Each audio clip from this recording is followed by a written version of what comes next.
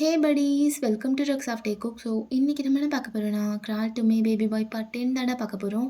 So எதோட விட்டோமோ அதுலேருந்தே பார்க்கலாம். போன பார்ட் எதோட விட்டுருப்போம்னா ஜிமினோ ஜேகேவும் அந்த மிஷினை கம்ப்ளீட் பண்ணுறதுக்காக போயிருப்பாங்க. அந்த ஏரியாவே ரொம்ப டேஞ்சரஸாக இருந்திருக்கும். ஸோ எப்படியோ கஷ்டப்பட்டு ரொம்ப கேர்ஃபுல்லாக எல்லாத்தையும் பண்ணி முடிச்சிருப்பாங்க. அந்த மிஷினோட லாஸ்ட் ஸ்டேஜ் அப்படியே பண்ணி முடிக்கிறதுக்கு முன்னாடியே அங்கே ஒரு சம்பவம் ஆயிருக்கும். சடனாக கன் ஷாட் சவுண்ட்லாம் கேட்டிருக்கும். யாருன்னு பார்த்தா அங்கே தியாங் நின்றுருப்பான். 2 பேரும் பார்த்து ஷாக் ஆகிருப்பாங்க. அதோட தான் விட்டோம். அப்படியே பார்க்கலாம்டா. ஜிமன், இவன் இங்கே என்னடா பண்ணுறான்? எனக்கும் தெரில மச்சான். நான் எதுவும் சொல்லடா அவங்ககிட்ட. அவன் எப்படி இங்கே வந்தான் எதுவுமே எனக்கு தெரிலடா. அப்போ ஜங்குக்கு அப்படியே ஜிமனை தான் முறைக்கிறான். நம்ப ஜேகே, நான் எதுவும் அவங்ககிட்ட சொல்லலை.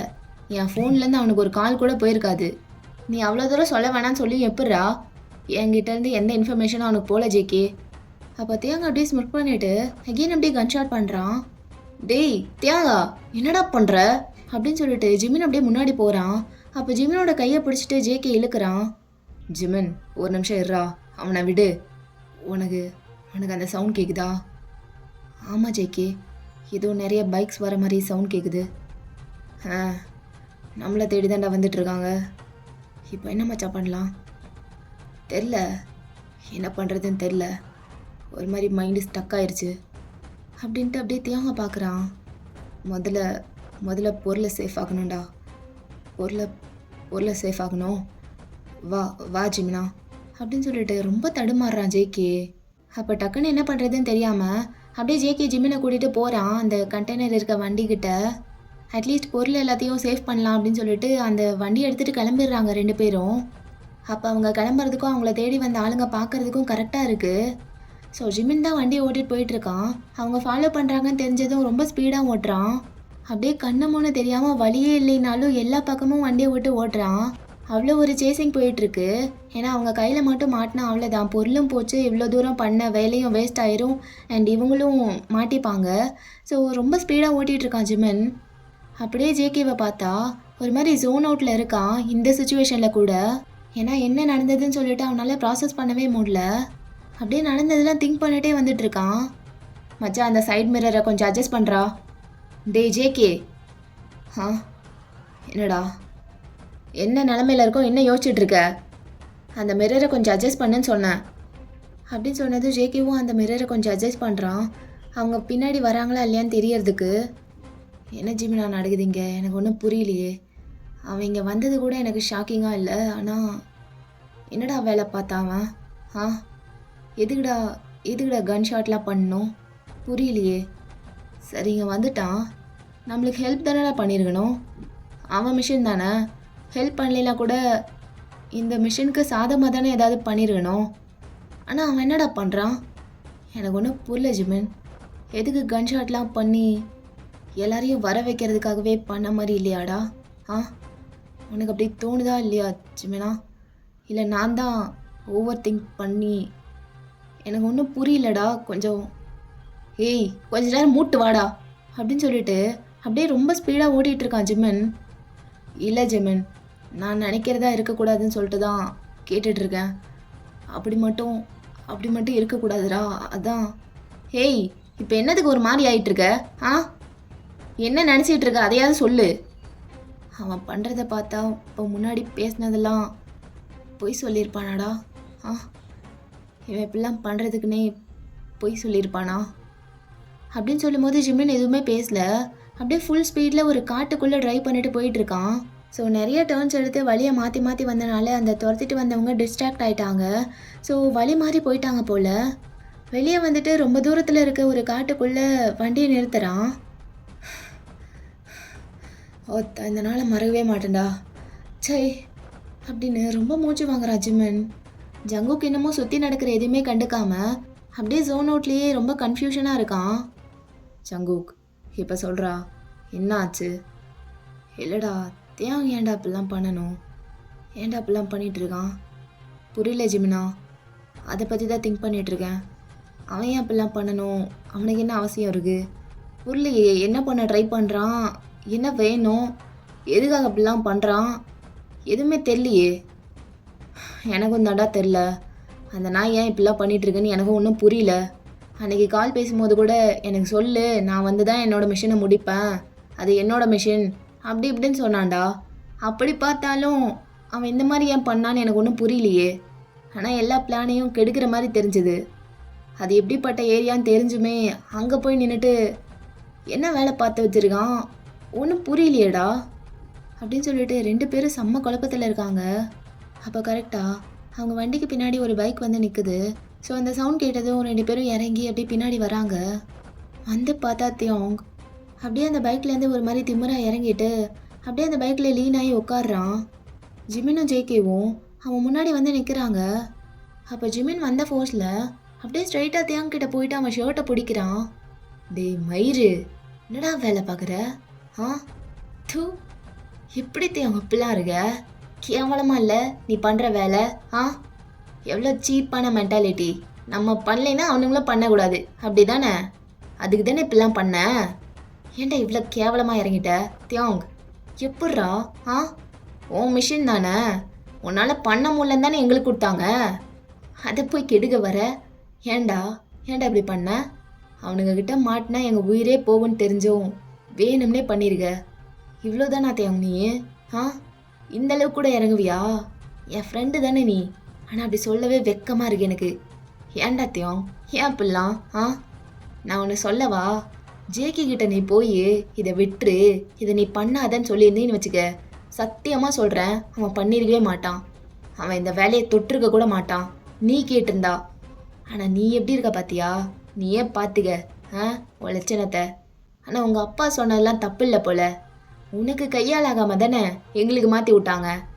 அதை மீறியும் இவனுங்களும் பண்ணக்கூடாதுன்னு சீ அப்படின்ட்டு ஷர்ட்டை வேகமாக விட்டுட்டு அப்படியே திரும்புகிறான். 1 ஸ்டெப் பேக் போயிட்டு. அவனுக்கு சரியான கோவம், அதை விட பெரிய டிசப்பாயின்மெண்ட். தியாங் இப்படி பண்ணதை அவனால் ஏற்றுக்கவே முடியல. எங்கள் கோவத்தில் அடிச்சிருவோமோ இல்லை வேறு ஏதாவது பேசிடுவோமோன்னு சொல்லிட்டு ஒரு மாதிரி திரும்பிக்கிறான். அப்போ ஜவுக்கு அப்படியே தியாங்கோட ஐஸை பார்த்துட்டு, ஏன் தியாங் அப்படிலாம் பண்ண? ஆ எதுக்கு சொல்ல? எதுக்கு இப்படிலாம்? ஜிமின் சொன்ன மாதிரி சீப்பா சாவடிச்சிடலானே முடிவு பண்ணிட்டியா? சரி முடிவு பண்ண. அப்படி உனக்கு கொல்லணுன்னா என்ன தானே கொல்லணும்? எதுக்கு நடுவில் ஜிமினெல்லாம் இழுத்துட்டு? அவன் உனக்கும் ஃப்ரெண்டு தானே. இப்போ ஏதோ ஒரு லக்கில் தான் நாங்கள் தப்பிச்சோன்னு வையேன், அதான் உண்மை. ஒரே 1 நிமிஷம் அங்கேருந்து கிளம்புறதுக்கு லேட்டாக இருந்தாலும் அவ்வளோதான், உனத்தை தான் பார்த்துருக்கணும். ஆனால் எனக்கு புரியலையே, இன்னமும் புரியல ஏன் இப்படிலாம் பண்ணன்னு. கொஞ்சம் சொல்ல, எதுவாக இருந்தாலும் பரவாயில்ல சொல்லிடு, என்னை பற்றி கூட யோசிக்க வேணாம். ஆனால் உனக்கும் ஜிமின் ஃப்ரெண்டு தானே. ஏன் தியாங் அப்படிலாம் பண்ண? ஏன் அப்படி பண்ண அப்படின்னு சொல்லிட்டு அவன் வயசுலலாம் அவ்வளோ பெயின் இருக்குது. பட் ஒரு மாதிரி நக்கலாக சிரிச்சுட்டே கேட்குறா ஸ்மோக் பண்ணிட்டு. அப்படியே 1 ஸ்டெப் முன்னாடி வரான். அப்போ ஜிமின் அப்படியே திரும்பிட்டு ஜேகேவோட கையை பிடிக்கிறான். சங்கு வேணாண்டா விடு. ஹேய் கையை விடுறா, நான்லாம் எதுவும் பண்ண மாட்டேன். எதுவும் பண்ணல ஜிமினா, கை விடு சொல்கிறல்ல. ஜஸ்ட் கிளாரிஃபிகேஷன் வேணும்ல, எதுக்கு தலைமை இப்படிலாம் பண்ணியிருக்கான்னு. ஆனால் ஜிமினா, எனக்கு ஒன்றே ஒன்று மட்டும் ஃபஸ்ட்டு கிளியர் பண்ணிடணும்.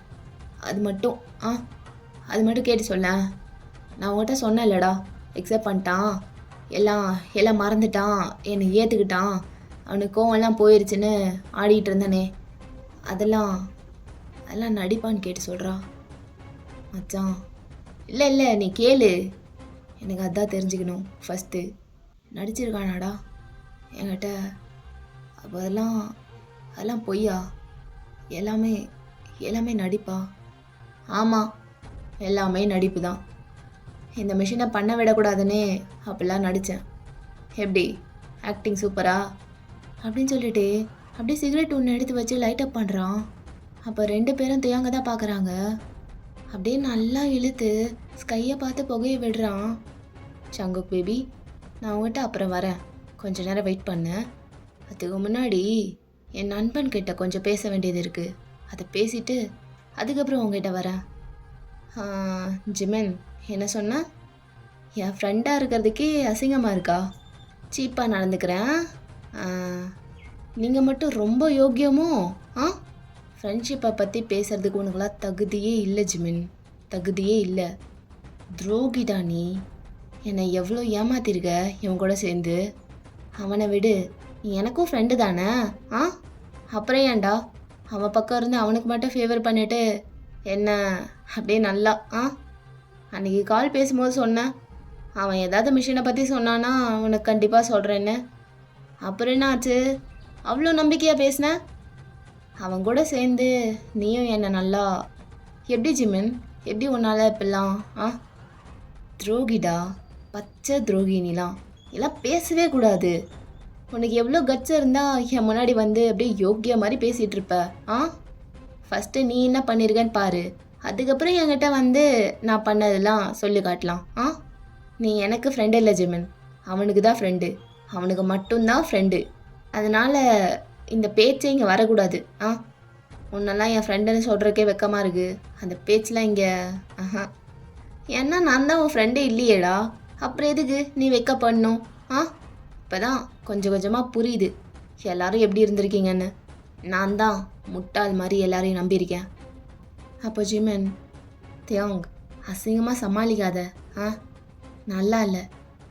அவனை நம்ப வச்சு ஏமாற்றிட்டு எப்படி அவனுக்கு மனசு வந்துச்சு? அவன் என்னடா பண்ணிட்டான் உனக்கு?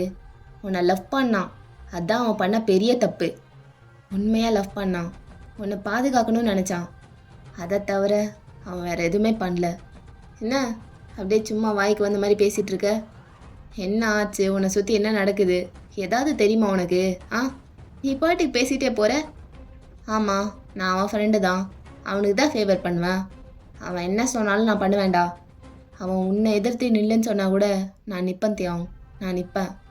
அந்த அளவுக்கு அவன் எனக்கு பெருசாக சொல்கிற ஃப்ரெண்டு துரோகம்னு.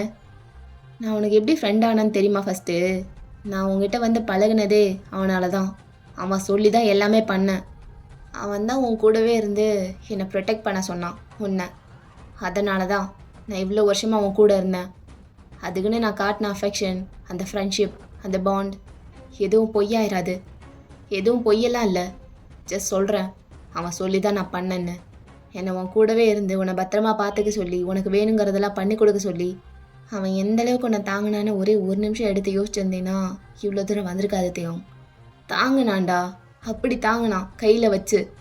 ஆனால் நீ அவன் காட்டின லவ்வில் ஒரே 1% கூட புரிஞ்சுக்கலேன்ட்டு தான் என்னால் முடியலடா. எப்படி அவங்க இப்படிலாம் இருக்க முடியும்? ஆனால் உன்னால் இருக்க முடியும்ல? சே, அவன் லவ்வில் போய் உனக்கு எப்படிடா விளையாட தோணுச்சு?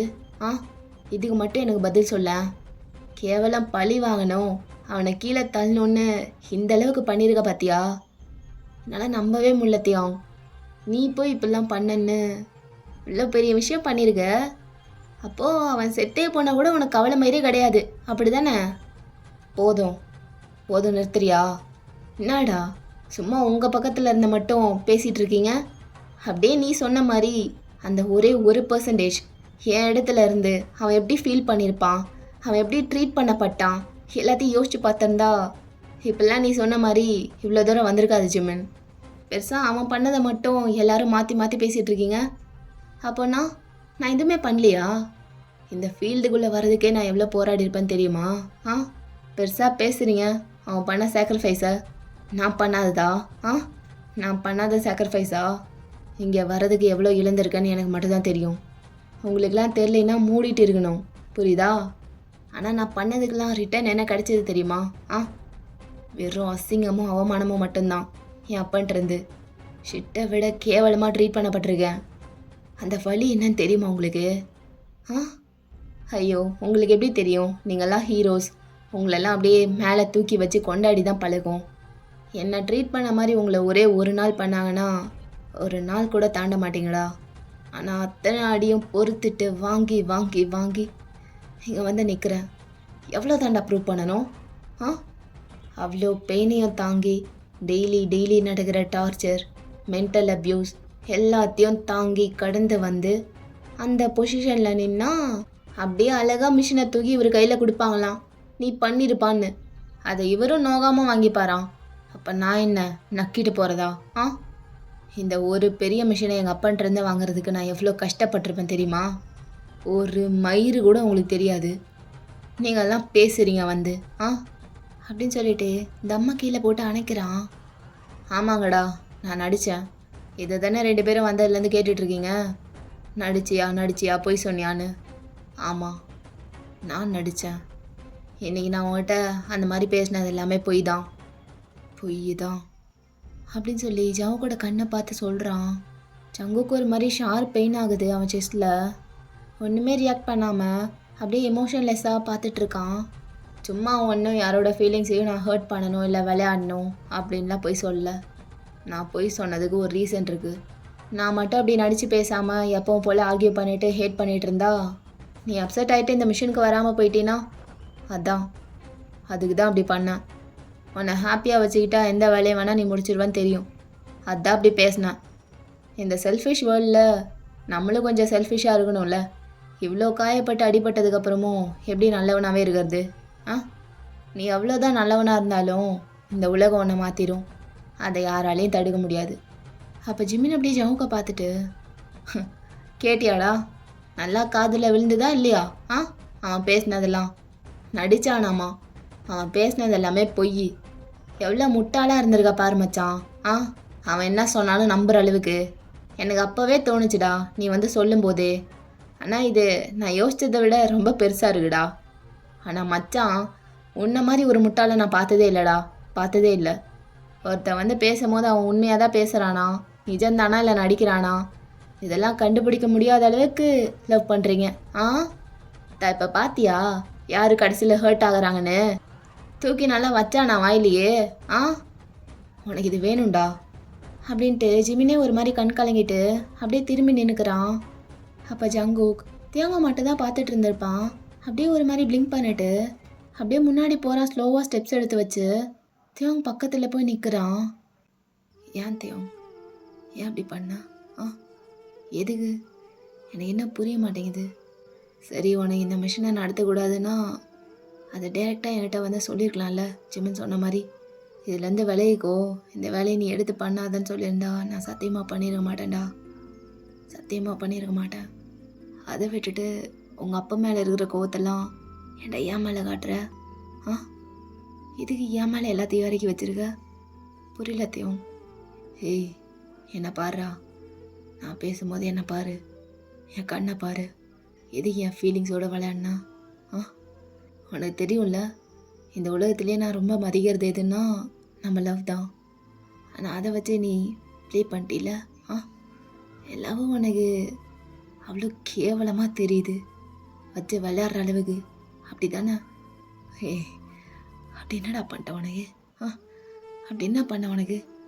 என் ஃபீலிங்ஸ்லாம் வச்சு இப்படி இப்படி போட்டு சிதைக்கிற அளவுக்கு உனக்கு என்னடா பாவம் பண்ண? உன்னை லவ் தான் பண்ண, வேற என்ன பண்ண? உன்னை ப்ரொடெக்டாக பண்ண தேவை. உன்னை எல்லாத்துலேருந்தும் பாதுகாக்கணும்னு மட்டும்தான் நினச்சேன். வேறு எதுவுமே நான் தப்பாலாம். ஏய், நான் கேட்டனா என்னை வந்து ப்ரொடெக்ட் பண்ணு? நான் கேட்டனா? எது பத்திரமா பார்த்துக்கிறது? என்னை எங்கள் அப்பன்ட்ட மாட்டி வர்றதா? தியாங், சொல்லு ஜங்குக், நான் என்ன வேலை பார்க்குறேன்னு எங்கள் அப்பன்ட்ட போய் போட்டு கொடுக்கறதா நீ பத்திரமா பார்த்துக்கிறதா? நான் ஏன் அதை பண்ணேன்னு உனக்கே தெரியும். வாயை மூடிடு ஜங்குக், வாயை மூடிடு. நீ அந்த ஒரு வேலை பண்ணது தான் நம்ம 2 பேரும் இங்கே கொண்டு வந்து நிறுத்திருக்கு. அது தெரிலல உனக்கு? பண்ணுறது எல்லாத்தையும் நீங்கள் பண்ணிவிட்டு கடைசியில் என்ன பாயிண்ட் அவுட் பண்ணுறீங்க கெட்டவ மாதிரி? நீங்கள் 2 பேரும் எதுவுமே பண்ணல. இப்போ நான் தான் சீட்டர், லையர், கேவலமானவன், இன்னும் என்னெல்லாம் பேர் இருக்கு. ஓ, அது ஏன் நான் பண்ணேன்னு உனக்கு தெரியாதாத்தையும்? தப்பான வழியில் போக பார்த்த உனக்கே தெரியாமல் அதுலேருந்து தடுத்து நிறுத்தினேன், அவ்வளோதான். ஆனால் இவ்வளோ வருஷம் ஆயும் உனக்கு இன்னும் அது புரியலல்ல? அப்போ தேங்க அப்படியே சக்கல் பண்ணிட்டு, நான் உன்னை கேட்டேனா ஜங்குக்? என்னை வந்து காப்பாத்துன்னு நான் கேட்டேனா? எனக்கு புத்தி இருக்குல்ல? நான் என்ன பண்ணுறேன்னு தெரிஞ்சுதானே பண்ணிகிட்டு இருந்திருப்பேன். நீ என்ன வந்து நொட்டுற நடுவில்? அப்படியே விட்டுருந்தீங்கன்னா ஸ்மூத்தாக போயிட்டு இருந்திருக்கும். எனக்கு பிடிச்ச வேலையை நான் பிடிச்ச மாதிரி பண்ணிகிட்டு இருந்திருப்பேன். ஆனால் ஒரே நாளில் என் நிம்மதியை ஃபுல்லாக அழிச்சிட்ட. வேரோட பிடுங்கி எடுத்துட்ட. என் அப்பன்ட்ட எல்லாத்தையும் சொல்லி எதெல்லாம் சொல்லக்கூடாதுன்னு மறைச்சி வச்சுருந்தனோ எல்லாத்தையும் கொண்டு போய் அழகாக ஒப்பிச்சிட்டிங்க.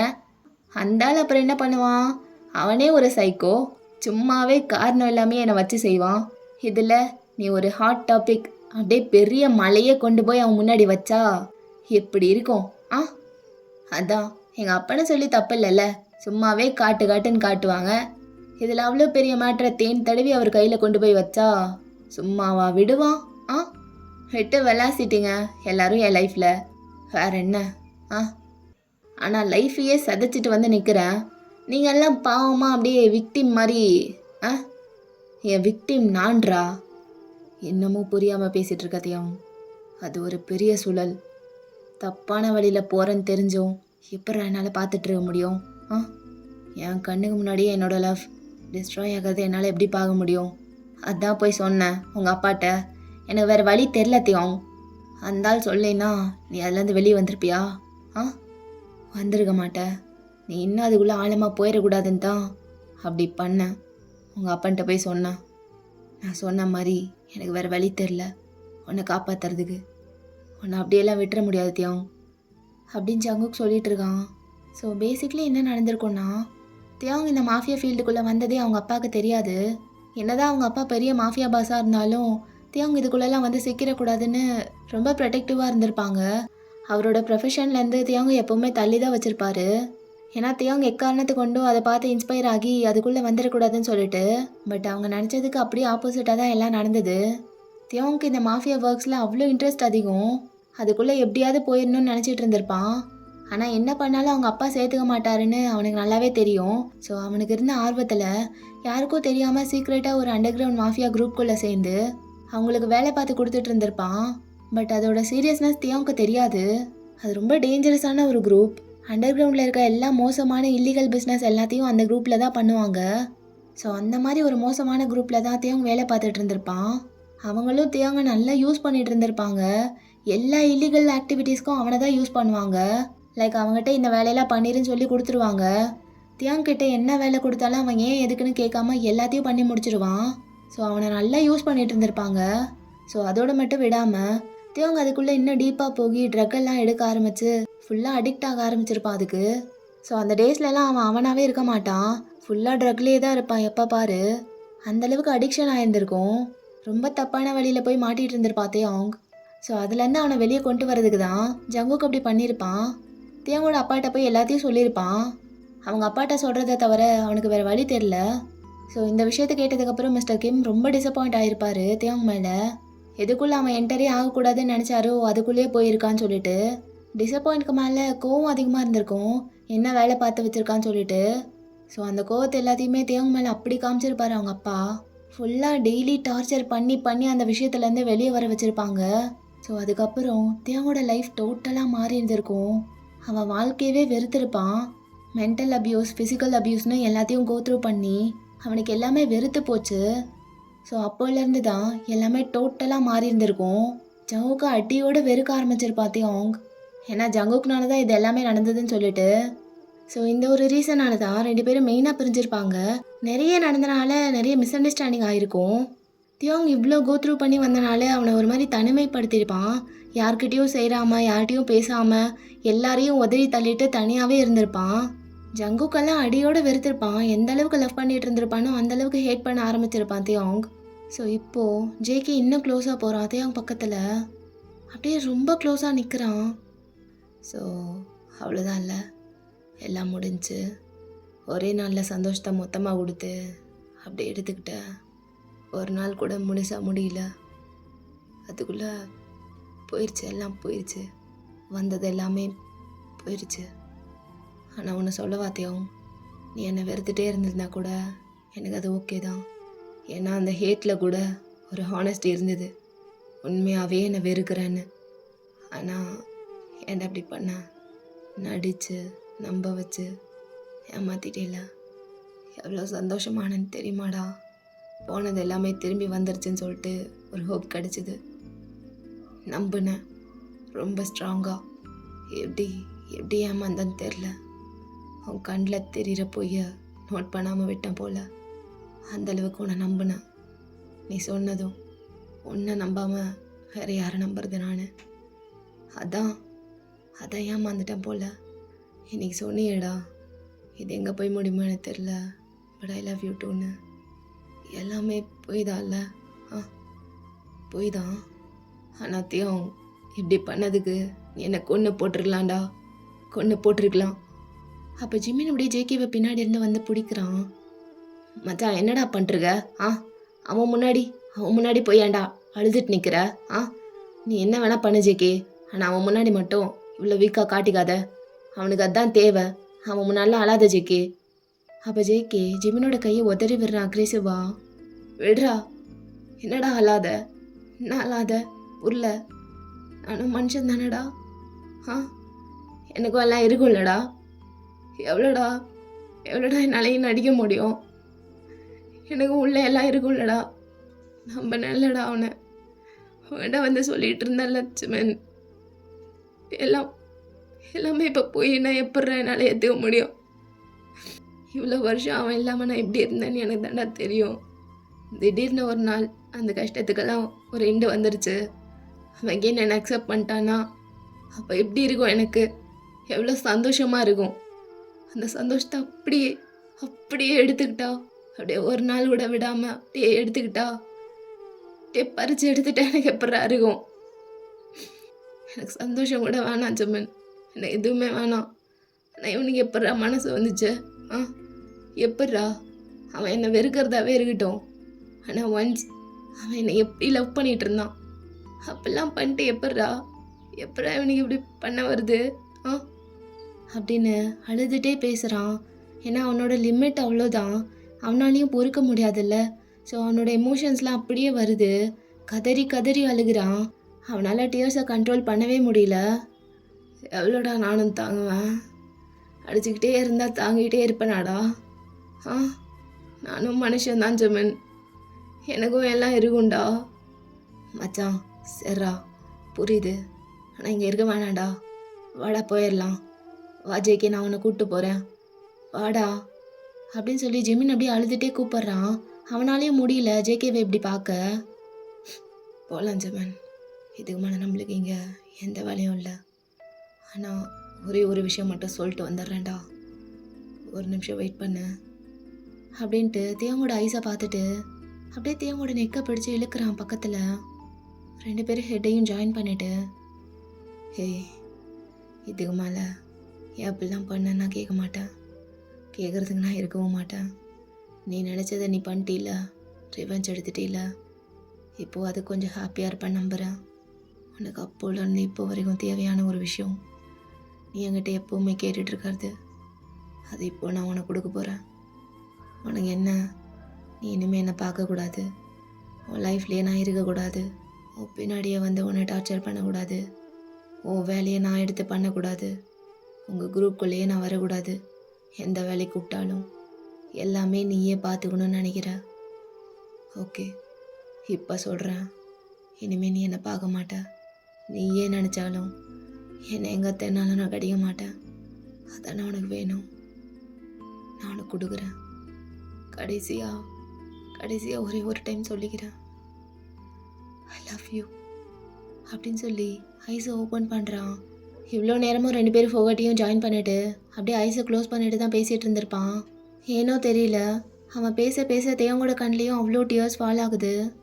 அப்போ ஜங்குக் அப்படியே தேவங்கோட நெக்கை ஹோல்ட் பண்ணியிருப்பான். அந்த கையை எடுத்துகிட்டே, பாய் தேவங், நான் இப்போ போகிறேன் அப்படின்னு சொல்லி 2 ஸ்டெப் பின்னாடி எடுத்து வச்சுட்டு அப்படியே திரும்பிட்டு போயிடுறான். அங்கேருந்து அழுதுகிட்டே போகிறான், அவனால் முடியல. ஸோ ஜிமினும் அப்படியே டியரி ஐஸோட ஜேகேவியே ஃபாலோ பண்ணிட்டு போயிட்டுருக்கான் வேகமாக. அப்போ தியாங் மட்டும் லெஃப்ட் அவுட்டாக அங்கே தனியாக நிற்கிறான்.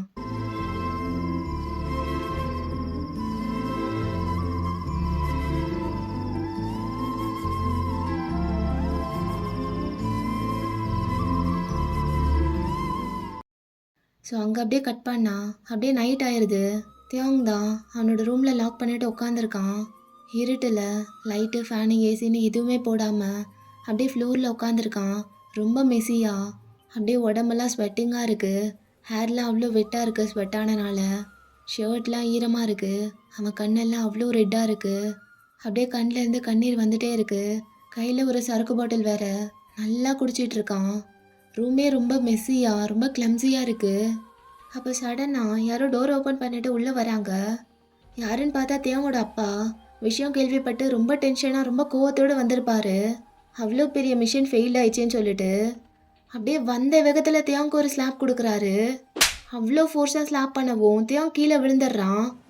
என்ன வேலைடா பண்ணி வச்சிருக்க? ஆ, உன்னெல்லாம் அடிச்சே கொல்லணும்டா அப்படின்னு சொல்லிட்டு சரியான கோவத்தில் அவரோட பெல்ட் அவுத்து செம்மையாக அடிக்கிறாரு தியாங்க. பட் தியாங் எதுவுமே கம்ப்ளைண்ட் பண்ணாமல் ஒரு பொண்ணை மாதிரி படுத்து கிடக்குறான். அவன் கண்ணில் இருந்து கண்ணீர் மட்டும் வந்துட்டே இருக்கு.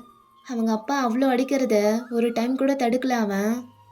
ஏன்டா அப்படி பண்ண? ஆ, வாயை திறந்து பேசு தியாங் அப்படின்னு சொல்லிட்டு ரொம்ப டார்ச்சர் பண்ணுறாரு தியாங்க. பட் ஸ்டில் தியாங் அமைதியாகவே இருக்கான். ஹிக்கப் சவுண்ட் மட்டும்தான் கேட்டுட்ருக்கு. ஓகேடா, இந்த பாட்டு அப்படியே முடிச்சுக்கலாம். கமெண்ட் மஸ்ட்டு, அப்போ தான் நெக்ஸ்ட் பார்ட் சூன் வரும். ஓகே, நெக்ஸ்ட் வீடியோவில் மீட் பண்ணலாம். until then tata bye bye, love you all. வரட்டா மாமே?